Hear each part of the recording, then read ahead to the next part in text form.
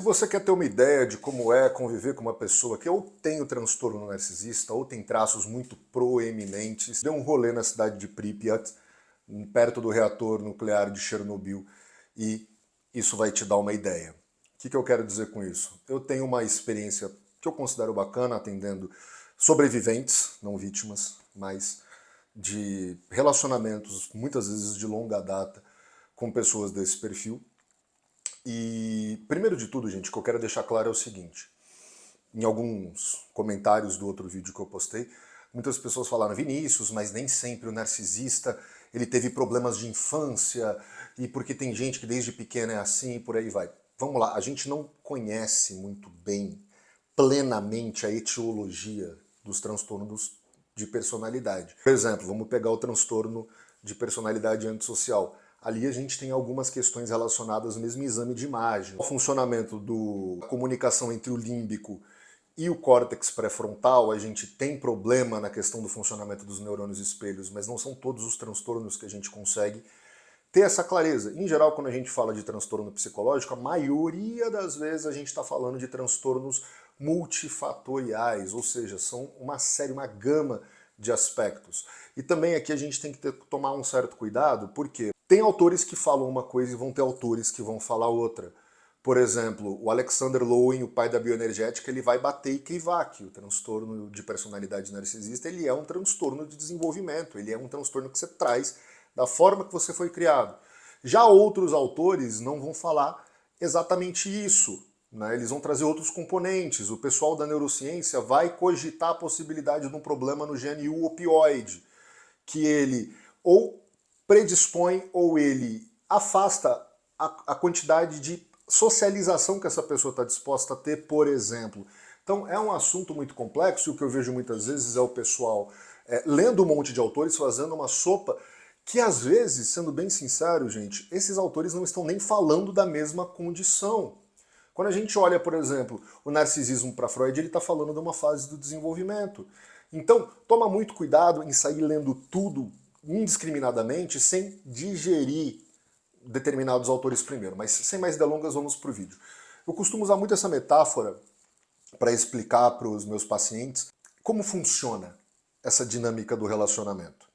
Se vocês se lembram, ou talvez nem fossem nascidos na época, no final da antiga União Soviética, o reator nuclear de Chernobyl explodiu, né? Hoje, na área que a gente chama de Ucrânia, houve uma explosão terrível que tentou ser abafada, inclusive foi sentida na Escandinávia, e é por isso que a notícia vazou. Aí o que acontece? Eles evacuaram a cidade próxima do reator, que principalmente era habitada por trabalhadores da usina, não puderam levar nada, até mesmo a roupa do corpo teve que ser descontaminada, tiveram que tomar banho e por aí vai.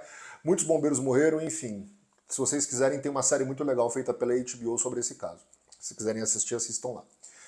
E aí o que acontece?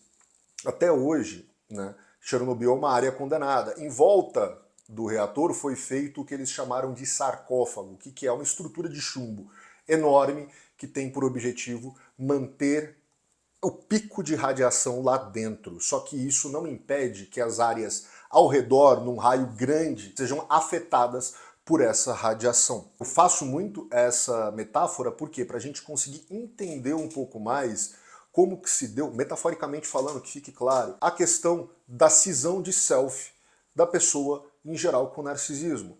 Ou seja, existe ali na sua raiz uma criança muito defectiva, que ou teve um rapto conjugal, como Alexander Lowen fala, que às vezes o pai ou essa mãe tratavam essa criança ou como um pequeno adulto ou como um confidente, quase colocando no papel de cônjuge, enquanto o verdadeiro cônjuge era humilhado. Porque uma coisa que pouca gente fala, gente, negligência não se trata apenas de maus tratos ou de você deixar a criança para lá. Às vezes, a negligência pode vir pelo excesso. Isso é um problema sério também, que é você... O que é mimar uma criança? É você não deixar que ela exercite capacidades que ela já tem para poder se desenvolver. E isso se atrofia. Também é uma forma de abuso, isso também gera estresse pós-traumático. Então o que acontece? Existe um determinado momento que essa criança ela começa a se sentir extremamente deslocada no mundo, deslocada da existência, não consegue formar um senso de identidade bastante claro. Eu tenho um vídeo no meu perfil lá do Instagram chamado "Em algum determinado momento o narcisista vendeu a alma para o diabo", que também é uma metáfora. Por quê? Porque em algum momento aquele desejo de eu vou brilhar, eu vou provar para mim mesmo e para o mundo que eu não sou essa porcaria que está aqui dentro, esse selfie mal desenvolvido, essa massa radioativa muito parecida com a pata de elefante, inclusive, que está no de Chernobyl, eu vou provar que eu não sou isso, eu vou vencer, porque eu vou dar a volta por cima, porque eu vou ser inatingível e por aí vai. Começa a rolar uma cisão e chega um determinado momento que a construção dessa imagem ela é aceita. Hoje é a polícia passando. E aí o que acontece? Uma vez que essa imagem é aceita, existe o quê? Uma vontade enorme de esconder esse self mal desenvolvido, suponhamos, metaforicamente falando, como se fosse dentro de um sarcófago.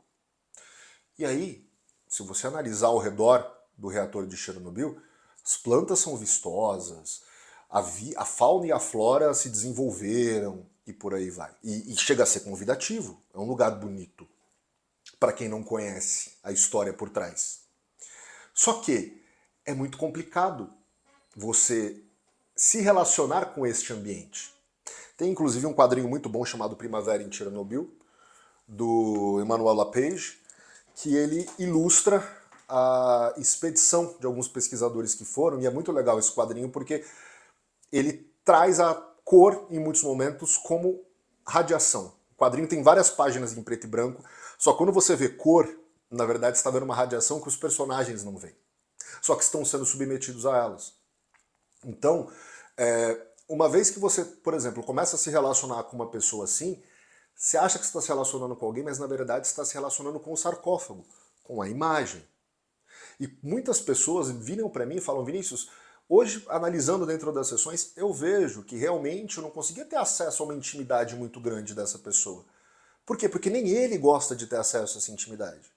Para ele vai manter esse self defectivo dentro desse sarcófago o quanto ele puder. Então, você nunca vai conseguir se aproximar muito. Sempre tem um espaço muito delimitado onde essa interação acontece. Percebe? E tem mais.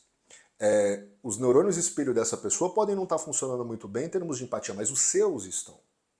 Uma das coisas que o Dr. Peter Levine, um dos papas do trauma, meu professor, inspirador pra caramba, fala o trauma ele gera efeitos que te incomodam. Incomoda você ver uma pessoa que está em um momento de crise por conta do estresse pós-traumático. É uma dissonância muito forte. E o que acaba acontecendo? Muitas pessoas começam a me relatar: Vinícius, realmente eu me senti incomodado e eu não sabia por que na presença daquela pessoa. Porque isso é uma ebulição constante, é uma falta de integração muito forte. E aí, o que começa a acontecer? As pessoas que estão fora e que só vêm para Chernobyl, para Pripyat, por algumas horas, digamos assim, que são as pessoas do grupo social, as pessoas que conhecem vocês enquanto casal, as pessoas que convivem de maneira pontual com essas pessoas, não percebem a radiação que está por lá, mas você começa a sentir os efeitos dessa radiação. Você começa a sentir tontura, você começa a sentir enjoo no estômago, você começa a sentir sua pele coçando. Saindo da metáfora, o que isso quer dizer? Você se sente mal, você se sente pesado, você se sente pisando em cascas de ovos o tempo todo. E você tenta encontrar a raiz dessas questões, só que a raiz dessas questões seria resolvida num relacionamento saudável através de um contato, de uma conversa aberta com uma pessoa que tivesse um self integrado, coisa que não existe. E quando você tenta se aproximar mais de fato de quem a pessoa é, essa pessoa repele. Por quê? Porque lá dentro tem um sarcófago com uma fissura radioativa imensa, que nem ele quer se aproximar e ele também não quer que os outros vejam porque aquilo é vergonhoso para ele. É um trauma extremamente não organizado. Só que, uma vez que isso rola, o que vai acontecer? Essa pessoa nunca vai se sentir preenchida, nunca vai se sentir suprida na vida. E aí entra a questão de torcer os seus limites pessoais, torcer as tuas balizas em termos morais, em termos comportamentais e por aí vai. Porque é uma maneira de buscar um suprimento parcial e temporário para essa imagem. É como se tudo isso, na verdade, só alimentasse o sarcófago e não o que está dentro dele. Então, uma vez que a gente começa a entender isso, a gente começa a perceber que se aproximar do outro numa situação como essa não é tão simples. E principalmente a gente começa a entender como quem só vem para Pripyat de vez em quando não consegue mesmo sentir os mesmos efeitos que você por conviver diariamente com essa pessoa. Tá bom? Bom, espero ter me feito claro. Eu gravei esse vídeo sem roteiro, sem nada, mas se você gostou, deixa aí nos comentários e vamos nessa. Espero que tenha esclarecido alguma coisa. Um abraço.